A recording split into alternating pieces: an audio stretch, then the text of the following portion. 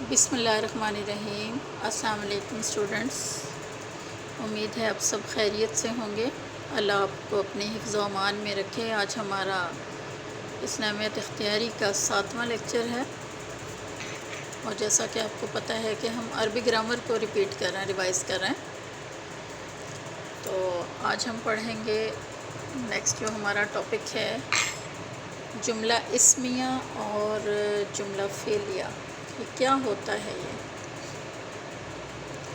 جملہ اسمیہ آپ دیکھیں کہ اس کے نام سے ہی جو ہے وہ کافی ہمیں پتہ چل رہا ہے کہ یعنی ایسے الفاظ کا چناؤ یا مجموعہ،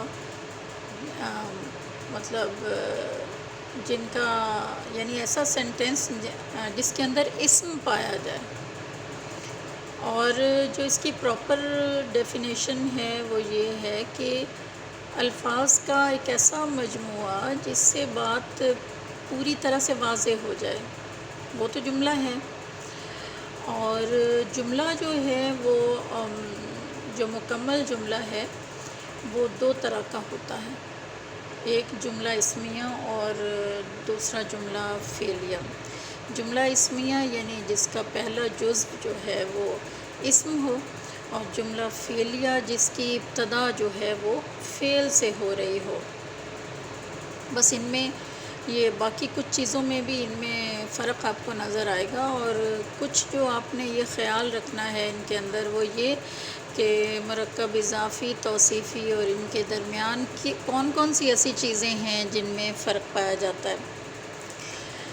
اب دیکھیں، پہلی چیز تو میں نے آپ کو بتائی ہے کہ جملہ اسمیہ ایسا جملہ ہے جس کا پہلا جزو جو ہے وہ اسم ہوگا، ٹھیک ہے۔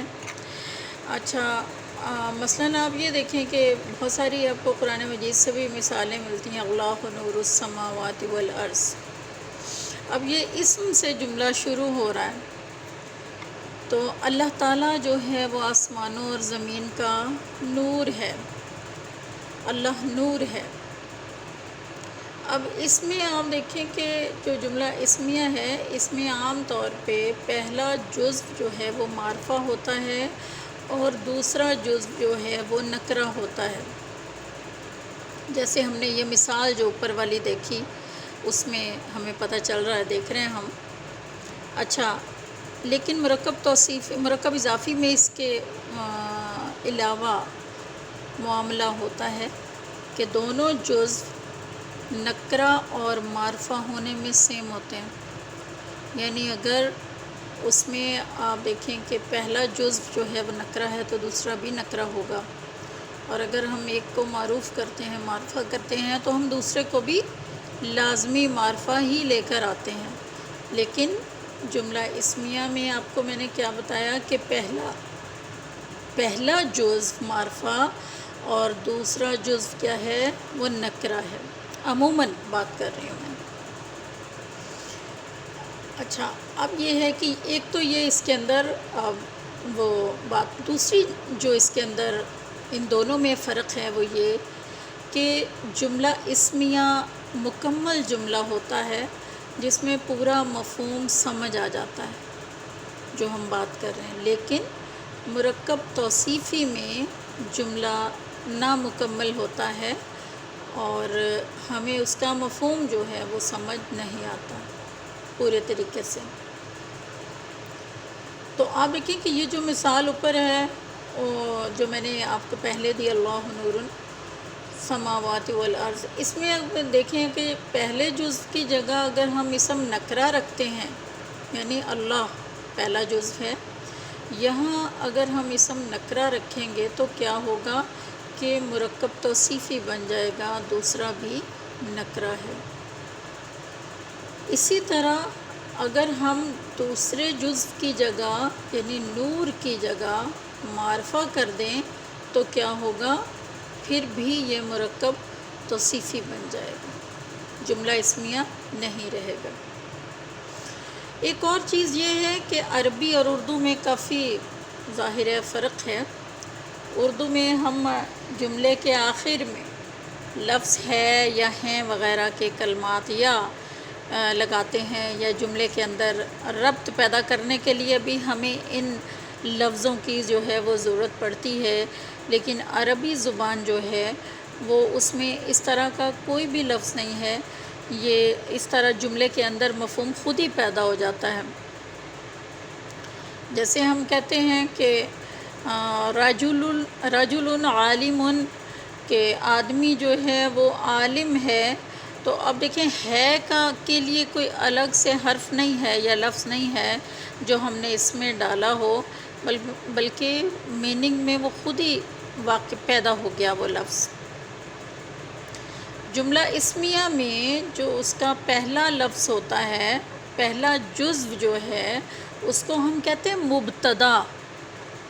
مبتدا آپ دیکھیں کہ ابتدا سے ہے، جیسے اور دوسرا جو جزو ہے اس کو ہم خبر کہیں گے، ٹھیک ہے، یعنی پہلا جزو مبتدا، دوسرا خبر۔ اچھا، عام طور پہ مبتدا اور خبر دونوں مرفوع ہوتے ہیں، یعنی دونوں کے اوپر آپ کو پیش نظر آئے گی ڈالی ہوئی، جیسے اللہ نور، اچھا دونوں کے اوپر جو ہے وہ پیش ہے۔ اچھا، اس کے علاوہ جو صفت کی طرح، اسم صفت کی طرح جو خبر ہے، یعنی مبتدا کے بعد جو آتی ہے دوسرا جو جزو ہے اس کا، بالکل ویسے ہی وہ اسم صفت کی طرح واحد ہونے میں، اگر آپ دیکھیں مبتدا واحد ہے تو خبر بھی واحد ہوگی، اسی طرح اگر تثنیہ ہے تو خبر بھی تثنیہ آئے گی، اور جمع ہونے کی صورت میں جمع آئے گی، واحد تثنیہ جمع کی صورت میں جو ہے وہ خبر بھی جو ہے وہ اسی طرح آئے گی اس کے مطابق۔ اچھا، اسی طرح اگر جو ہے مبتدا مذکر ہے تو اس کی صفت جو ہے، اس کی جو وہ ہے کیا کہتے ہیں خبر ہے، وہ مبتدا کے مطابق ہوگی، مؤنث ہے تو اس کے مطابق ہی وہ آئے گی، جس طرح صفت کے اندر ہوتا ہے نا، صفت اور موصوف کے مطابق، وہ دونوں میں ایسا ہی ہوتا ہے، ایک دوسرے کے مطابق اس میں وہ ان کی صفت آتی ہے، موصوف کے مطابق آتی ہے۔ اچھا، جیسا کہ آپ دیکھیں کہ اور لیکن اگر مبتدا، وہی بات آ گئی کہ جو میں نے پہلے آپ کو بتائی ہے، کہ اگر مبتدا جو ہے اسم غیر عاقل کی جمع ہو تو اس کی خبر جو ہے وہ واحد مؤنث آتی ہے۔ جیسے آپ دیکھیں کہ میں نے آپ کو پیچھے اگزامپل دی تھی، جیسے الاشجار طویلۃ، اب یہ واحد مؤنث ہے جبکہ اشجار جو ہے وہ جمع ہے۔ اسی طرح ایک اور اگزامپل ہے الحروب مہلکۃ، حرب یعنی جنگیں جو ہوتی ہیں وہ مہلک ہوتی ہیں۔ اب حروب جو ہے یہ جمع کا صیغہ ہے، لیکن اس کے ساتھ جو اس کی جو خبر ہے وہ کیا ہے، واحد مؤنث۔ اب اور اس کا ایک اور قاعدہ کیا ہے کہ دیکھیں کہ اگر مبتدا دو ہیں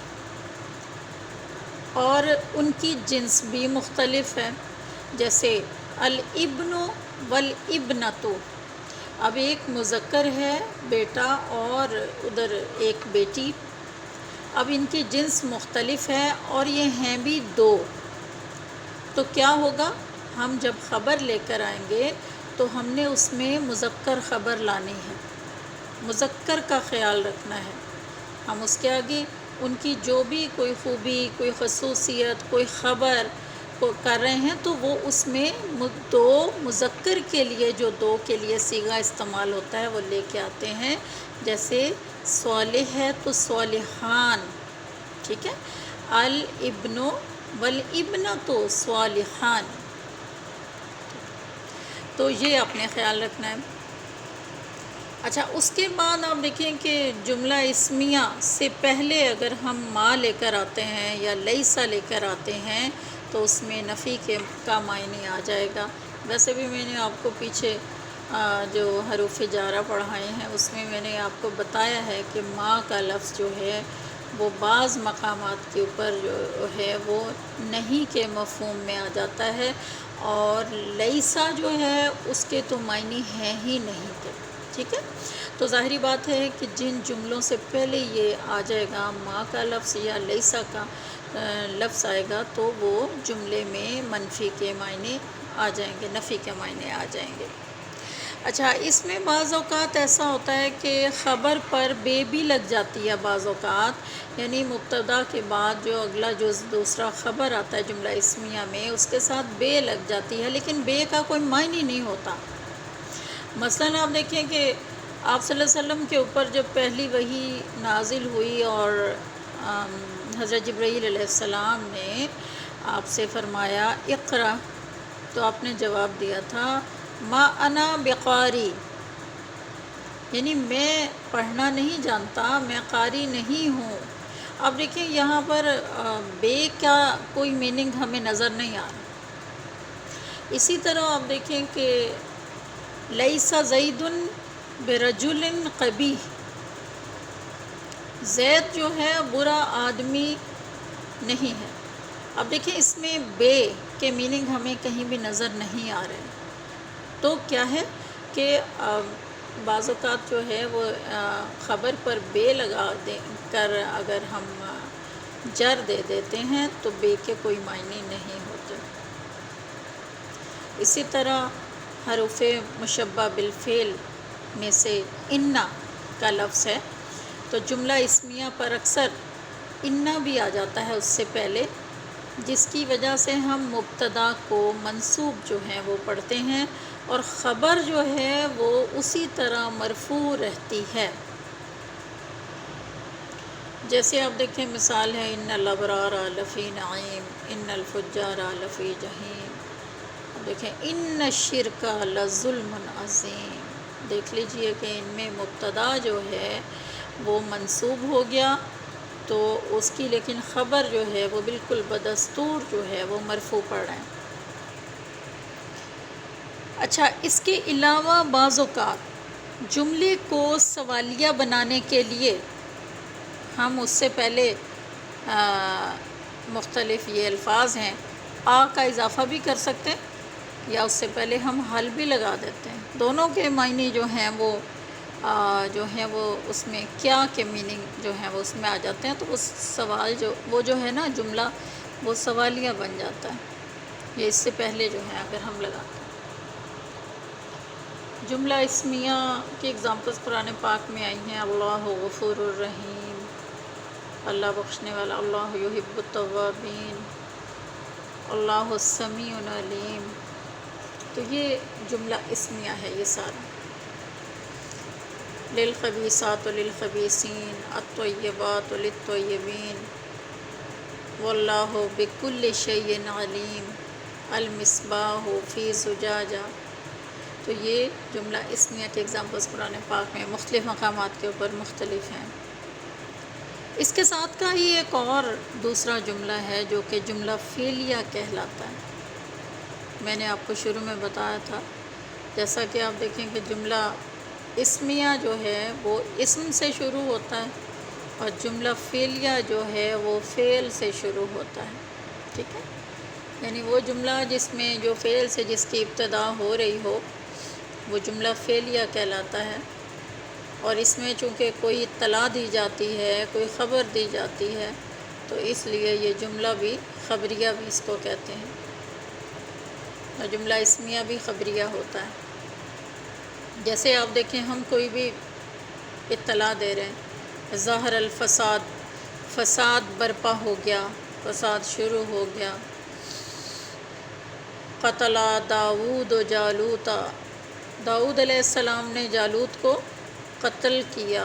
اب دونوں میں آپ دیکھیں کہ کیا ہے، فعل پہلے آ رہا ہے، اسم جو ہے وہ بعد میں آ رہا ہے. تو یہ جن میں فعل سے جملے کی ابتدا ہو رہی ہو وہ کیا ہے، وہ جملہ فعلیہ ہے. جیسے آپ دیکھیں یمحق اللہ الربا، اللہ تعالیٰ سود کو مٹا دیتا ہے، تو یمحق پہلے آ گیا، اسم جو ہے وہ بعد میں ہے، فعل پہلے. اسی طرح یغفر اللہ لکم، یغفر آپ دیکھیں بخشتا ہے اللہ تعالیٰ تمہیں. اسی طرح نعبد الہک، ہم عبادت کرتے ہیں تیرے معبود کی۔ اسی طرح آپ دیکھیں کہ یبین اللہ لکم، بیان کرتا ہے اللہ تعالیٰ تمہارے لیے۔ یضرب اللہ الامثال، اللہ تعالیٰ بیان کرتا ہے مثالیں۔ اب دیکھیں یہ سارے کے سارے جو جملے ہیں یہ فعل سے شروع ہو رہے ہیں، اس لیے یہ کیا کہلائیں گے؟ جملہ فعلیہ۔ جملہ فعلیہ ذرا اس کی ڈیٹیلز جو ہیں وہ ذرا مختصر ہیں۔ جملہ فعلیہ اگر فعل لازم سے شروع ہوتا ہے تو فاعل سے مل کر بات پوری ہو جائے گی۔ جیسے آپ دیکھیں کہ مثال ہماری ہے ظاہر الفساد، و فساد ظاہر ہو گیا، تو کیا ہے؟ ہماری فعل سے شروع ہوا اور فاعل سے مل کر اس کی بات جو ہے وہ مکمل ہو گئی، ٹھیک ہے؟ یعنی ظاہرہ کیا ہے؟ فعل لازم، اور فساد فاعل ہے، اور یہ دونوں اس کے ملنے سے ہماری بات جو ہے وہ مکمل ہو جاتی ہے۔ اور اگر جملہ فعلیہ فعل متعدی سے شروع ہو تو فاعل کے ساتھ مفعول کا ہونا لازمی ہوگا۔ جیسے آپ دیکھیں کہ نیچے والی جو مثال دوسری میں نے دی تھی، قتل داؤد و جالوت، داؤد نے جالوت کو قتل کیا۔ اس میں قتل کیا ہے؟ فعل متعدی، اور فاعل داؤد، ٹھیک ہے؟ اور مفعول کیا ہے؟ جالوت۔ قتل جالوت ہوا نا، فاعل کیا کس نے؟ داؤد نے، اور کیا کیا اس کے ساتھ؟ قتل کر دیا۔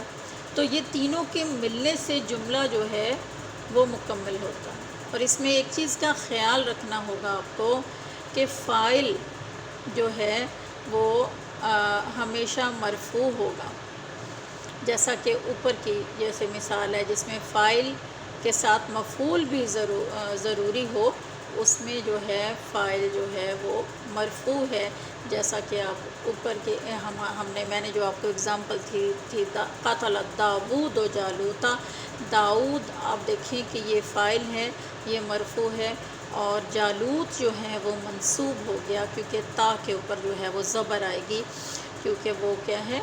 وہ مفعول ہے۔ تو یہ ہمارا ہے جملہ فعلیہ۔ اس کے بعد تھوڑا سا میں اگر آپ کو یہ بھی بتا دوں کہ حروف مشبہ بالفعل، حروف مشبہ بالفعل جو ہیں یہ فعل سے ان کی مشابہت ہے۔ دیکھیں آپ مشبہ بالفعل کو جب اس لفظ سے بھی کافی ہمیں پتہ چل رہا ہے کہ جن کی شباہت ہے فعل کے ساتھ، جو فعل کے ساتھ ملتے جلتے ہیں، انہیں ہم کیا کہتے ہیں؟ مشبہ بالفعل۔ تو یہ کون سے ہیں؟ انا، انا، کانا، لیتا، لعلا، لکن۔ انا، انا، کانا، لیتا، لعلا، لکن، یہ کتنے ہو گئے جی ہمارے پاس؟ یہ 6 ہیں حروف مشبہ بالفعل۔ یہ جو ہیں جب یہ جملہ اسمیہ پر داخل ہوتے ہیں تو کیا کرتے ہیں؟ مبتدا کو نصب دیتے ہیں۔ یاد رکھیے نصب، مبتدا ہمارے پاس جو ہے وہ منصوب ہو جاتا ہے۔ منصوب کون سا لفظ ہوتا ہے؟ جس کے اوپر زبر آتی ہے۔ مجرور کون سا لفظ ہوتا ہے؟ جس کے نیچے زیر آتی ہے۔ مرفوع کون سا لفظ ہوتا ہے؟ جس کے اوپر پیش آتی ہے، کیونکہ ہم پیش کو رفع بھی کہتے ہیں، تو وہ لفظ کیا کہلائے گا؟ مرفوع کہلائے گا۔ اچھا، اب یہ ہے کہ یہ جملہ اسمیہ پر جب داخل ہوتے ہیں، یعنی اس سے پہلے آئیں گے تو یہ، یا جب بھی اس کے ساتھ شامل ہوں گے تو یہ مبتدا کو کیا کر دیں گے؟ نصب دے دیں گے۔ اچھا، لیکن ان کے داخل ہونے کے بعد بھی یہ یاد رکھیے جملہ اسمیہ ہی رہے گا۔ اچھا، اب اس کے وجہ سے آپ دیکھیں ان اللہ علیم، بے شک اللہ تعالیٰ جانتا ہے۔ اب یہ اس کے کیا کام ہے؟ اس کا ہم دیکھتے ہیں کہ آگے کہ اس کا کیا عمل ہے، اعراب دیکھیں گے۔ جب یہ جملہ اسمیہ پر داخل ہوتے ہیں تو اپنے اسم کو نصب اور خبر کو رفع دیتے ہیں۔ جیسے آپ دیکھیں ان اللہ، رفع گئی، سمیع علیم، خبر کیا ہے؟ اس پہ ہمیں وہ مرفوع ہو گئی۔ اب یہ سب سے پہلے میں آپ کو ان کو انفرادی طور پہ ان کو ذرا میں آپ کو بتاتی ہوں۔ چلوں، سب سے پہلے میں نے آپ کو بتایا کہ ان میں پہلا جو حرف ہے وہ ہے لفظ ہے انا۔ انا ہمیشہ یاد رکھیے کلام کے شروع میں آتا ہے۔ آپ نے دیکھا ان اللہ علی کل شیء قدیر، یہ پیچھے بھی میں نے آپ کو اگزامپل دی ہے کہ بے شک اللہ تعالیٰ ہر چیز پر قدرت رکھنے والا ہے۔ انا، اچھا اب یہ کلام میں زور پیدا کرتا ہے، بے شک، ٹھیک ہے، یعنی اس کو ہم تحقیق کے معنوں میں بھی استعمال کرتے ہیں۔ انا زیدن عالم، بے شک زید عالم، یعنی اس میں کسی قسم کا شک اور شبہ باقی نہیں۔ اسی طرح انا، یہ کسی بھی جملے کے شروع میں نہیں آتا، درمیان میں آتا ہے۔ اس کی اگزامپل جیسے قال اعلم، اس نے کہا میں جانتا ہوں، ان اللہ علی کل شیء قدیر، یہ کہ اللہ ہر چیز پر قدرت رکھتا ہے۔ وعلم ان اللہ عزیز حکیم، اور میں نے جان لیا کہ اللہ جو ہے غالب حکمت والا ہے۔ کأن، گویا کہ، جیسا کہ، یہ تشبیہ کے لیے استعمال ہوتا ہے۔ جیسے میں نے آپ کو پہلے بتایا تھا نا کا کے بارے میں بھی کہ تشبیہ کے لیے استعمال ہوتا ہے، تو کأن بھی تشبیہ کے لیے استعمال ہوتا ہے۔ جیسے ہم کہتے کأن زید اسد، جیسا کہ زید شیر ہے یا شیر کی طرح ہے۔ کأن الزجاجۃ کوکب دری، جیسا کہ قندیل جو ہے وہ چمکدار ستارہ ہے۔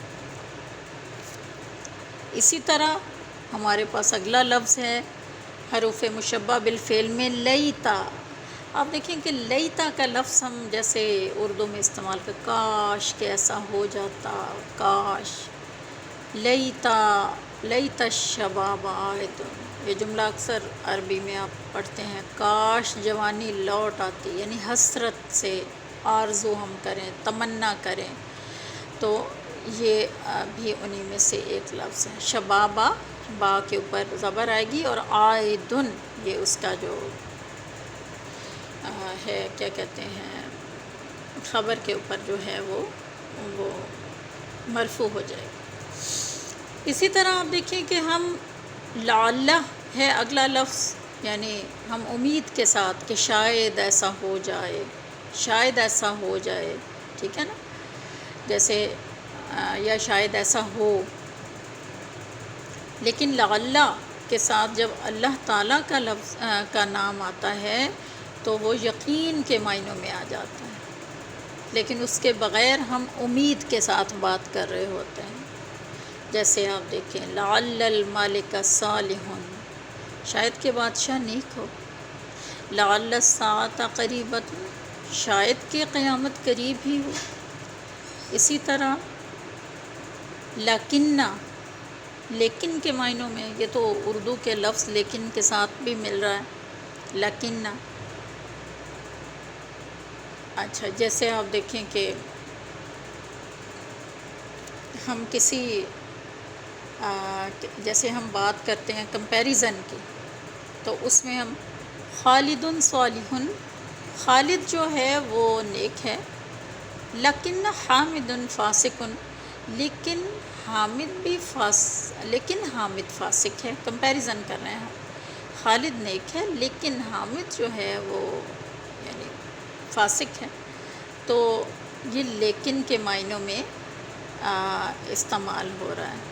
اسی طرح لیکن اگر ہم استعمال کرتے ہیں عذاب اللہ الشدید، لیکن اللہ کا عذاب جو ہے وہ بڑا سخت ہے۔ یہ ہمارے حروف جو ہیں یہ جو ہے وہ مشبہ بالفعل، یہ 6 میں نے آپ کو بتائے ہیں، ان کو اچھے طریقے سے یاد کر لیجئے، اور ان کا استعمال جو ہے یہ بھی آپ کو آنا چاہیے۔ اس کی مختلف اگزامپلز آپ کو قرآن مجید میں جو ہیں وہ مل جائیں گی، جیسے ان اللہ غفور الرحیم، اور ولکن البر من اتقى وَاعْلَمُوا أَنَّ اللَّهَ مَعَ الْمُتَّقِينَ وَاعْلَمُوا أَنَّ اللَّهَ عَزِيزٌ حَكِيمٌ۔ تو یہ قرآن پاک جب آپ پڑھتے ہیں تو اس میں ساتھ ساتھ آپ دیکھتے جائیے تو یہ آپ کو ملتے جائیں گے، آپ کو پتہ چل جائے گا کہ کس طریقے سے ان کے اندر جو ہیں وہ اعراب، ان کے لگنے سے اعراب جو ہیں وہ جملہ اسمیہ کے اندر کیسے جو ہے وہ تبدیل ہوتے ہیں، اور اس کی خبر کیسے مرفوع ہوتی ہے اور اس کا مبتدا جو ہے وہ منصوب ہو جاتا ہے۔ آج ہمارا یہ گرامر کا یہ امپورٹنٹ ٹاپکس جو ہیں یہ کمپلیٹ ہو گئے ہیں بیٹا۔ تو نیکسٹ ہم انشاءاللہ اگلا لیکچر ہمارا ہوگا جو ہم سورہ البقرہ کا ترجمہ اور اس کی تفسیر جو ہے وہ شروع کریں گے انشاءاللہ۔ تو آج کا لیکچر ختم ہوتا ہے۔ اوکے، اللہ حافظ۔